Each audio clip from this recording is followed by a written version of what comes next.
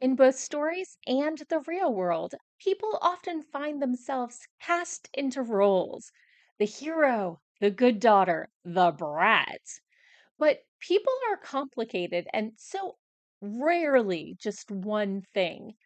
As I find myself re listening to the soundtrack for Encanto, I'm reminded how often characters, especially secondary characters, aren't given the chance to become fully three dimensional.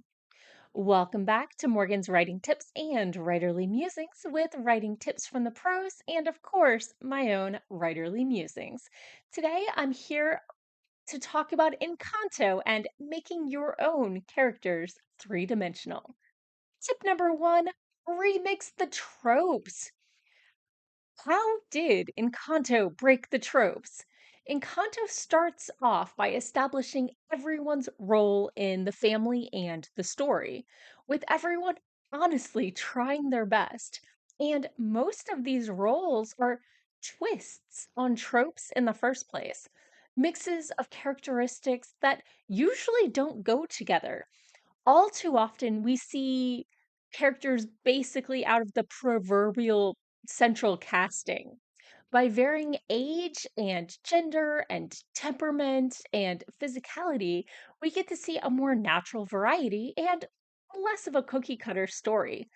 In most tales, one expects the brawn to be a big, dumb, burly guy, not a sister who's respected for her abilities and has a feminine side. The spooky uncle with visions is supposed to be majestic and either the bad guy or the sage and stoic one, not the lonely, comic relief uncle hidden in the walls to stay close to a family he never wanted to hurt. And the bookish, overlooked main character would usually hesitate to take action, but Mirabelle is determined to fix whatever is hurting her family.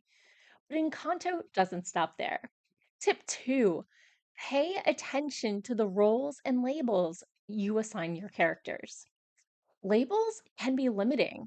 In Encanto and real life, once you put a label on someone, they often feel obligated to uphold that label, either out of fear of shaming themselves for not living up to it or out of spite. If you're going to call me the immature one, fine, I'll be the biggest jerk you've ever seen. People often hear and see what they expect to see. Anything that you do to reinforce that label proves that they're right, and anything you do outside of that label is an exception that proves the rule. In real life, it can take stepping into a new environment to break bad habits or to allow yourself to outgrow old expectations. In stories, by recognizing the roles expected of your characters by their families and by society, and which parts of those roles chafe, you can make them more than just their label. And when one role is cast off, they can grow and evolve into a new one. Because labels can be inspirational. Not all labels are bad. Not all roles are bad.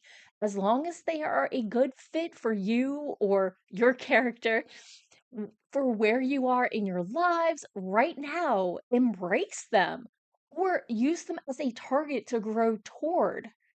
But we all change and grow and evolve, and that's part of life for both us and our characters.